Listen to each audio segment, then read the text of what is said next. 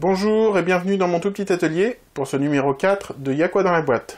Aujourd'hui, cette vidéo est en collaboration avec HM Diffusion, boutique en ligne spécialisée dans le travail du bois. Si vous voulez connaître mon opinion sur les partenariats, opérations commerciales, collaborations, etc., je vous invite à regarder les vlogs 2 et 3, dont vous trouverez les liens dans la description.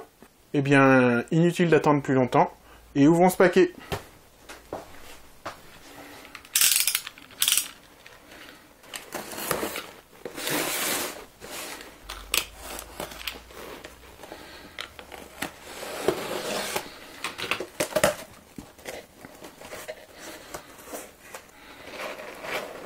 Hop.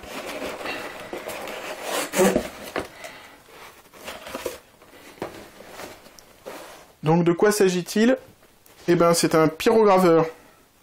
J'avais envie d'ajouter des touches de pyrogravure dans plusieurs de mes projets à venir. Donc on va ouvrir la boîte et voir de quoi se constitue ce pyrograveur. Donc c'est un pyrograveur de la marque StarTech et c'est le modèle ST171. Alors qu'est-ce que ce modèle a de particulier? Eh bien, il présente l'avantage d'avoir un variateur de puissance, ce qui permet donc plusieurs niveaux de brûlure du bois, en fait. Et donc, cela permet de faire, par exemple, des dégradés de gris, enfin de gris vers le noir. Donc c'est un pyrograveur avec des embouts en fil de fer dur. Donc l'avantage de ces embouts, c'est qu'a priori, ils sont d'une utilisation plus aisée que les embouts qu'on appelle, je crois, durs ou rigides, et qui sont un peu donc comme un embout de fer à souder. Alors, comment ça se présente, cette petite boîte? Hop. Voilà. Donc, il y a un petit manuel. Et donc, il y a un petit sachet ici, dans lequel se trouve le stylo, un support pour le manche, comme vous avez déjà dû en avoir avec des fers à souder, par exemple. C'est assez classique. On contore un peu et ça permet de poser sur le support. Donc dans ce sachet, il y avait le manche, ce petit support, et il y a 3 embouts différents, donc qui permettent 3 types de marquages différents. Donc il existe également d'autres types d'embouts proposés en lot sur le site d'HM Diffusion. Et donc dans cette boîte, on a l'appareil en lui-même, donc qui se branche sur le secteur. Ici, le variateur d'intensité, donc qui va du plus petit ici jusqu'au plus grand ici, donc c'est un sens normal. Ici, les 2 fiches pour brancher le manche chauffant.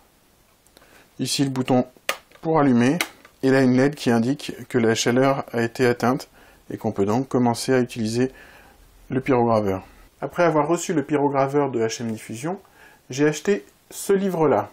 C'est un livre en anglais sur les bases de la pyrogravure. Si je peux être tout à fait honnête, je le trouve un peu cher pour ce que c'est. Il est à plus de 9 € et il fait seulement quelques pages, une vingtaine de pages en tout. Dans ce livre, il conseille de faire une planche d'entraînement de manière à s'exercer aux différents patterns. Si vous ne voyez pas ce que je veux dire, vous comprendrez dans la suite de la vidéo. Et aussi de tester les différentes puissances du pyrograveur. C'est ce que nous allons faire sur cette chute de pain lamellé-collé. Donc c'est sans trucage, ça fait très longtemps que je ne me suis pas servi d'un pyrograveur. Je me suis déjà servi d'un pyrograveur quand j'étais enfant, et c'était un pyrograveur des plus basiques. Autant dire que j'ai plus du tout l'habitude, et donc que je ne sais pas du tout ce que ça va donner. J'ai commencé par poncer la planche. Cela évite que l'embout du pyrograveur accroche sur le bois, et cela permet donc d'avoir des gravures plus régulières. Je trace ensuite des cases au crayon de papier, dans lesquelles je vais tester chacun des embouts à 3 puissances différentes, basse, moyenne et maximum.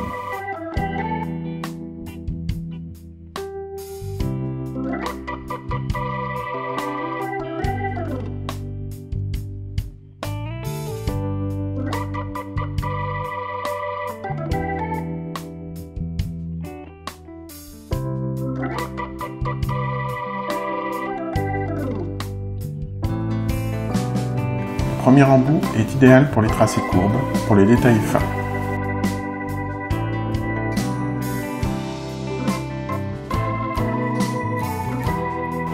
remarque que plus on augmente le variateur d'intensité, plus le marquage est foncé et profond. Cela veut dire également que l'on a besoin de rester moins longtemps sur le bois pour un marquage de la même intensité. Au maximum, c'est trop. L'embout est chauffé à blanc et des flammes apparaissent lorsque l'on touche le bois. Il en serait sans doute différemment sur un bois moins tendre. Je repars avec le variateur au minimum avec le second embout. À noter que le changement de température est presque instantané.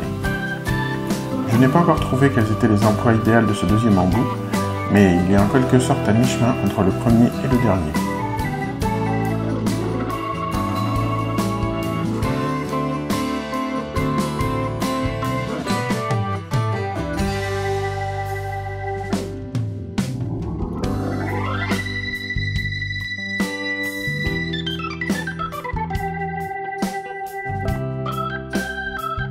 Le troisième embout est très pratique pour les tracés rectilignes et pour le remplissage.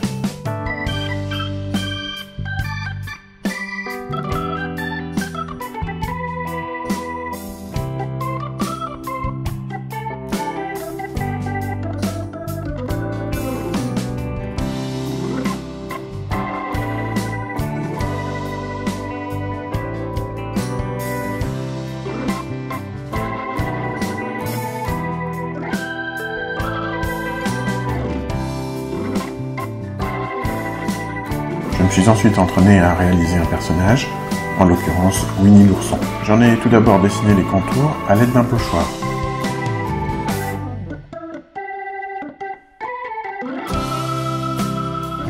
Puis à l'aide du premier embout, j'ai gravé les contours.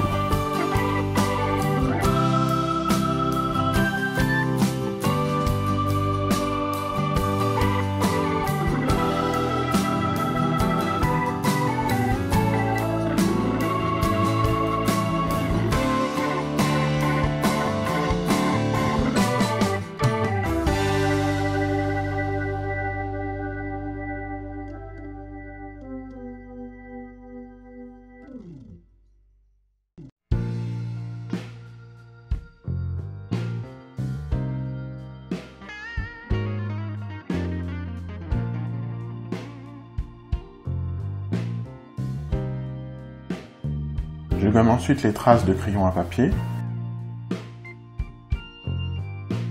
Je remplis ensuite les zones avec le troisième embout, en jouant sur le variateur pour varier les couleurs.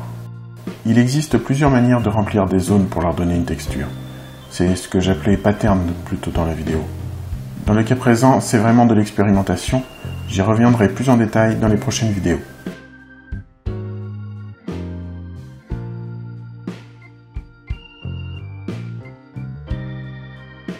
Malheureusement, panne de batterie lors du remplissage du t-shirt de notre ourson. Voici le résultat final.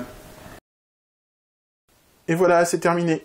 Les 2 prochaines vidéos seront sans doute des mini-projets qui feront la part belle à la pyrogravure. Ensuite, bien sûr, vous devriez retrouver des touches de pyrogravure dans plusieurs de mes projets futurs. Je voudrais remercier une nouvelle fois HM Diffusion pour la confiance qu'ils m'ont témoignée. Il me reste à vous dire à très bientôt pour de nouvelles vidéos. Salut!